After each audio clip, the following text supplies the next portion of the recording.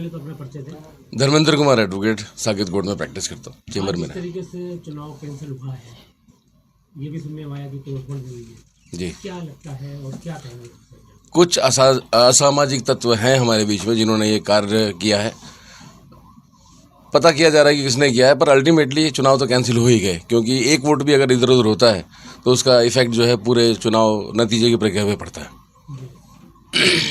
जैसे कि 2 साल के बाद चुनाव होते रहे, अब 4 साल के बाद होने पे भी ये कैंसिल हुआ, तो कहीं ना कहीं कोई, हाँ, एज ए वोटर होते हुए मैं भी यहाँ का वोटर हूँ। जी, सुबह से लेकर शाम तक जो है काफ़ी देर लाइन लगने के बाद भी लोगों का नंबर नहीं आ पाया, और जो कैंडिडेट्स हैं उन सब ने मेहनत की है अपने अपने बल पे, दिन रात एक कर दिया, लेकिन आज कैंसिल होने से वो भी बहुत हताश हैं। और मेन है कि वोटर्स किस तरीके से अंदर पोलिंग बूथ तक पहुंचेंगे, वो सिस्टमेटिक अच्छा नहीं था, कहीं से भी कोई रास्ता नहीं था। सीनियर सिटीजन्स भी लाइन में लगे हुए थे, लेडीज़ भी लाइन में लगी हुई थी, और सबसे मेन चीज़ है कि रोज़े के समय पे ये तारीख दी गई, आधे से ज़्यादा लोग जो है रोज़े की वजह से पानी तक नहीं पी पा रहे, उनको भी कड़कती धूप में खड़ा रहना पड़ा। तो ये चीज़ थोड़ा सा वोटर्स को खल रही थी, लेकिन फिर भी उन्होंने पूरा सब्र दिखाया कि वो खड़े रहे।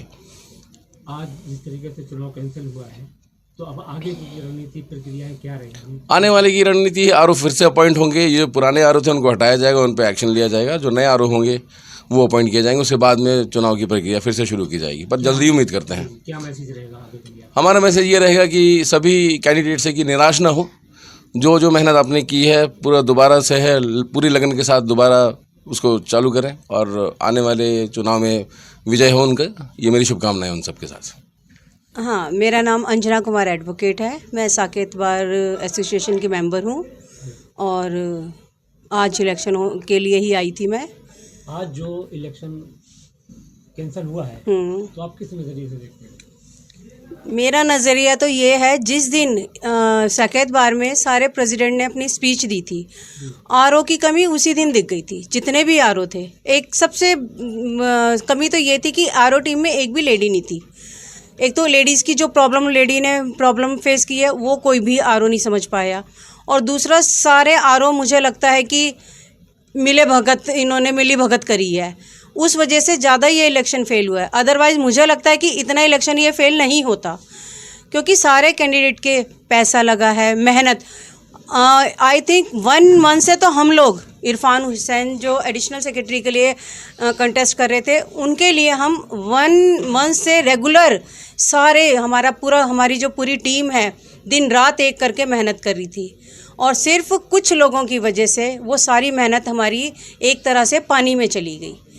कितनी मेहनत करी, सबके रोज़े थे, रोज़े होने के बावजूद बेचारे बच्चों ने कुछ नहीं खाया, पानी नहीं पिया, दिन रात एक करी, उसके बावजूद भी अगर इलेक्शन सिर्फ आरओ की वजह से कैंसिल होते हैं, इनकी कमी की वजह से, आरओ की की कमी की वजह से अगर कैंसिल होते हैं, तो मेरे हिसाब से ये बहुत दुखद है।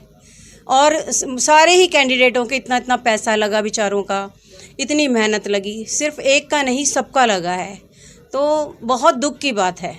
मेरे हिसाब से आरओ टीम बहुत स्ट्रांग होनी चाहिए, ताकि जो इलेक्शन में कुछ भी गड़बड़ी ना हो।